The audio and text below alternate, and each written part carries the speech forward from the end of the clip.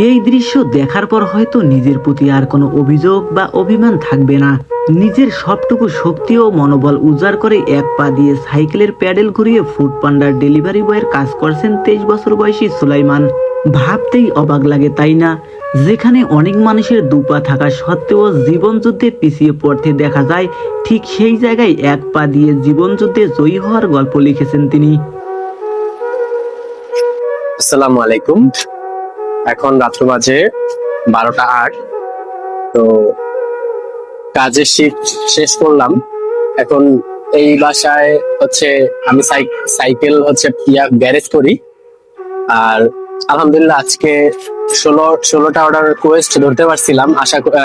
ভাবছিলাম ধরতে পারবো না, বিকাল 5টা বাজে নামা হয়েছিল। তো 11টার ভিতরেই কমপ্লিট হয়ে গেছে 16টা অর্ডার। তো সেখান থেকে আজকের ইনকাম হচ্ছে 700 টাকা। কাঁধে ফুড পান্ডার ভারী ব্যাগ আর এক পা দিয়ে প্যাডেল ঘোরানো কতটা কষ্টের তা আর বলে বোঝানোর প্রয়োজন পড়ে না। মাত্র 5 বছর বয়সে গাছ থেকে পরে তার পা ভেঙে যায়, কিন্তু সঠিক চিকিৎসার অভাবে এক পায়ের হাঁটুর উপর থেকে তার পা কেটে বাদ দিতে হয়।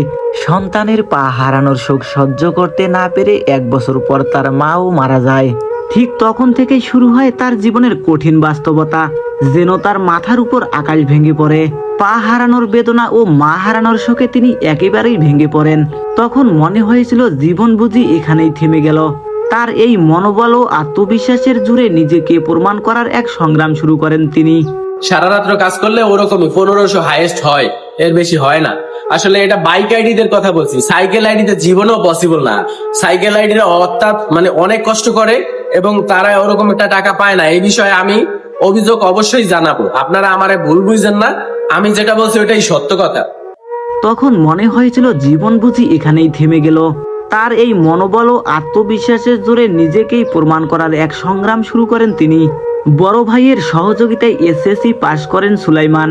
পরবর্তীতে টিউশনি করে যা উপার্জন করতেন তা দিয়েই এসএসসি সম্পন্ন করেন। এক পর্যায়ে জীবনের ভবিষ্যতের কথা ভেবে ঢাকায় আসেন। তবে ঢাকায় এসেও প্রথম দিকে অনেক কষ্ট সহ্য করতে হয়েছে তাকে। এমন সময়ও গেছে মাসের পর মাস একবেলা সর্বোচ্চ 2 বেলা ভাত খেয়ে থাকতে হয়েছে। পেটের ক্ষুধার সঙ্গে যুদ্ধ করে এই শহরে টিকে থাকতে হয়েছে তাকে। এক সময় যখন ক্ষুধা সহ্য হচ্ছিল না, তখনই তিনি সিদ্ধান্ত নেন কিছু একটা করতেই হবে। পা কেটে বাদ দেওয়ার কিছুদিন পর থেকেই অন্যের সাইকেল নিয়ে চালানোর চেষ্টা করেছিলেন। দীর্ঘ 10 বছর চেষ্টার পর অবশেষে সফল হন। আর সেই সাইকেল চালানোই তার জীবনের মোড় ঘুরিয়ে দেয়। যেহেতু তিনি এক পা দিয়ে সাইকেল চালাতে পারেন, তাই ঢাকার ফুড পান্ডার অফিসে গিয়ে ডেলিভারি বয়ের কাজের জন্য আবেদন করেন। তবে কর্তৃপক্ষ প্রথমে তাকে দেখে না করে দেয়, কারণ এক পা দিয়ে সাইকেল চালিয়ে নির্দিষ্ট সময়ে ডেলিভারি পৌঁছানো সত্যিই বড় চ্যালেঞ্জের বিষয়। কিন্তু তার বিনীত অনুরোধ ও দৃঢ় ইচ্ছা শক্তির কারণে শেষ পর্যন্ত কাজটি পেয়ে যান। সবচেয়ে অবাক করার বিষয় হলো, এক পা দিয়েই সুলাইমান যে গতিতে সাইকেল চালাতে পারেন তা অনেক সময় 2 পা থাকলেও সম্ভব হয় না। নির্ধারিত সময়ের অনেক আগেই তিনি ডেলিভারি পৌঁছে দেন। জীবনে সফল হতে হলে কোনো কাজকেই ছোট করে দেখা যাবে না, এমনটাই মনে করেন তিনি। এক পায়ে সাইকেলের প্যাডেল ঘুরিয়ে ডেলিভারি দিতে গিয়ে অনেক সময় ক্লান্ত হয়ে পড়েন। তখন রাস্তার পাশে কোনো এক চায়ের দোকানে 1 কাপ চা আর একটি বিস্কুট যেন সব ক্লান্তি দূর করে দেয়। মাঝে মাঝে হতাশা ভর করে, তবে সেই হতাশাকেই শক্তিতে পরিণত করে সামনে এগিয়ে যান। তার কথা হলো, জীবন থেমে থাকার নয়। রাস্তা দিয়ে এক পায়ে প্যাডেল ঘুরিয়ে যেতে দেখে অনেকেই অবাক হয়ে তাকিয়ে থাকেন। যখন দেখেন কোনো মা তার সন্তানকে আদর করছেন, তখন তার নিজের মায়ের কথা মনে পড়ে যায়, চোখ ভিজে ওঠে। মনে হয় মা যদি বেঁচে থাকতেন তাহলে অনেক আদর পেতাম। জীবনে এখন তার একটাই স্বপ্ন, এই কাজ করেই পড়াশোনা শেষ করে মানুষের মতো মানুষ হওয়া এবং বড় কিছু করা। তার একটি পা নেই, এই কথা যেন কাউকেই বুঝতে দেন না। সৃষ্টিকর্তার প্রতিও নেই কোনো অভিযোগ। তিনি মনে করেন আল্লাহ যা করেন ভালোর জন্যই করেন। তিনি বলেন, আল্লাহ চাইলে আমাকে মৃত্যু দিতে পারতেন, কিন্তু আমি বেঁচে আছি এটাই তো অনেক। তিনি চাইলে মানুষের কাছে হাত পাততে পারতেন, ভিক্ষাবৃত্তি বেছে নিতে পারতেন, কিন্তু তা করেননি। তিনি মনে করেন মানুষের কাছে হাত পাতা সবচেয়ে বড় লজ্জাজনক। তাই এক পা নিয়েই কঠোর পরিশ্রম করে জীবিকা নির্বাহ করছেন। বিগত আমি একটা ভিডিও পাবলিক হয়েছে, যেটা প্রতিবেদন আমি করছি।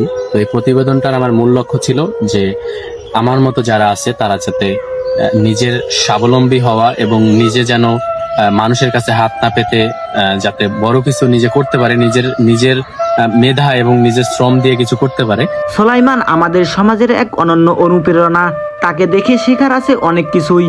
তিনি প্রমাণ করছেন শরীর নয়, মানুষের আসল শক্তি তার মনোবল। যারা জানতে চাইছেন আমি আমার পায়ে কি হয়েছে এবং আমার পা কেমনে ভাঙছে, আজকে আপনাদেরকে আমি যেই গাছ থেকে পড়ছি, মানে আমি যেই গাছটা থেকে পড়ছি ওই গাছের কাছে নিয়ে যাব, ওই গাছটা আপনাদেরকে দেখাবো। এই হচ্ছে আমাদের এলাকার স্বনামধন্য রাস্তা দিয়ে যাইতে হবে। আসেন দেখি একটু রাস্তাটা।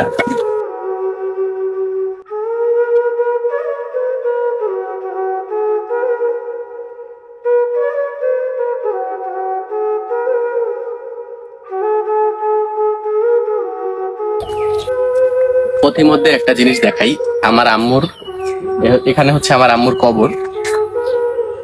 এই জায়গাটাতে আমার আম্মুর কবর। যদি আল্লাহ তাআলা আমারে তৌফিক দেয় আমি কবরটাকে এইভাবে বাঁধানোর ট্রাই করব, মানে ইনশাআল্লাহ যত দ্রুত সম্ভব আমি ট্রাই করব যে মার কবরটা বাঁধানোর জন্য।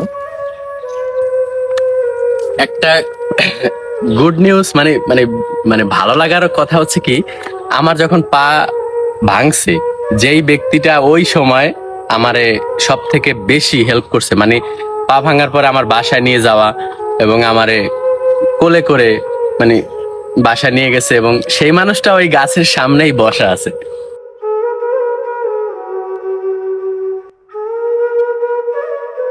এ হচ্ছে আমার সেই ভাবি, যে হচ্ছে আমারে পা ভাঙানোর সময় আর কি সে কোলে করে নিয়ে গেছিল। আগে আমরা একটু ভাবির থেকে আপনারাই শুনবেন যে আসলে ঘটনাটা কি হয়েছিল। ভাবি, যেদিনকে আমার পা ভাঙছে ওই দিনকার ঘটনাটা একটু বলেন, মানে আপনি কিভাবে দেখছেন আর কিভাবে আমারে নিয়ে গেছিলেন? আমি তো ছোট ছিলাম। গাছটার দিকে যাই, ঠিকই তো ওই গাছটা, না, ওই গাছটাও ছোট। আপনি বলেন যে আসলে ওই সময় আপনি কোন সময় আসছেন আর কিভাবে আমারে নিয়ে গেছিলেন? আমি আর শারমিনও হনে বহনে ছিলাম ওই নাহল গাছটা গোড়ায় সকালে। তখন ওই খাজুর একালে লাল ওয়ানে করা করা বাইরে এসে এককালে খুব সকালে ওই গাছটা উঠতে দুইটা খাজুর পড়তো, আরেক বইয়ে পড়তো, আরেক বইয়ে পড়তো। তারপরে আমি কি আর মেন তো নাই কেউ, ওই বেরিয়ে নেই নে, ওই বেরি মানুষের বলাই নেই, কোলে করে লইয়া গেছি বাড়তে নিয়া তোর বাইরে বলাই কইছি খুঁটির লাগে বান্ধিয়েছি, সংক্রামি করবি, পাও লড়াবি। তখন খুঁটির লাগে বাঁধছে, পাও বাকর দিও। আচ্ছা, ওই সময় হচ্ছে আমারে আপনি কোলে করে নিয়ে গেছিলেন। কেন তুই আটকে যাইতেছি? আচ্ছা, তো যাই হোক, গ্রামের সহজ সরল ভাবে উপস্থাপন না বানতে, যেটা ওই ওই যে ডাব বানছে ওই যে খুঁটির লাগে না বানতে, তো হেলে ওই শরীর দিয়ে রসানে চলাচলতি করতে হেলে আর ওই পাওটা ওই উঠলেই উঠতো না, বাকর দিয়ে উঠতো। এটা ছিল আমার লাইফের একটা ট্রাজেডি বলতে পারেন। এখন আপনাদেরকে দেখাবো হচ্ছে যেই গাছটা থেকে আমি পড়ে গেছি এবং আমার পা ভাঙার প্রধান আসামি। এই হচ্ছে আমার সেই গাছ। এই ছিল খেজুর, এই খেজুর গাছটা ছিল তখন ছিল এইটুকু ছিল। এইখানে যেই গাছ দেখতে পাচ্ছেন এই পর্যন্ত ছিল গাছটা, এখন অনেক বড় হয়ে গেছে যদিও। এই গাছটা ছিল আমার লাইফের হচ্ছে একটা ট্রাজেডিময় ঘটনার শিকার হয়েছি আমি এই গাছটা থেকে পড়ে। কিন্তু আমার তখন কি ভাগ্য দেখেন যে আসলে আমার এই গাছটা থেকে পড়ার পর যে আমাকে সর্বপ্রথম হেল্প করছে এবং অনেকটা হেল্প করছে সে হচ্ছে আমার এই ভাবি। সে হচ্ছে আমার এলাকার আমার এক চাচাতো ভাইয়ের বউ বলতে পারেন। সে খুবই ভালো মানুষ, আর তখন যে কোনো বিপদ সামনে থেকে দেখলে সবসময় উপকার করে, এবং এটা আমি নিজেও দেখছি। খুবই ভালো মনের মানুষ, সবাই আমাদের জন্য দোয়া করবেন। আর এই সেই গাছ যারা দেখতে চাইছেন যে এই সেই গাছ যেটা থেকে আমি পড়ে গেছি, কেউ তাল গাছ বানায়েন না, কেউ খেজুর গাছ মানে কেউ বেল গাছ বানায়েন না, কেউ হচ্ছে অনেক অনেক ভাবে বলে জাম গাছ, কাঁঠাল গাছ, লিচু গাছ। যাই হোক, এইটা ছিল সেই গাছ, খেজুর গাছ। ঠিক আছে, তো দোয়া করবেন অবশ্যই।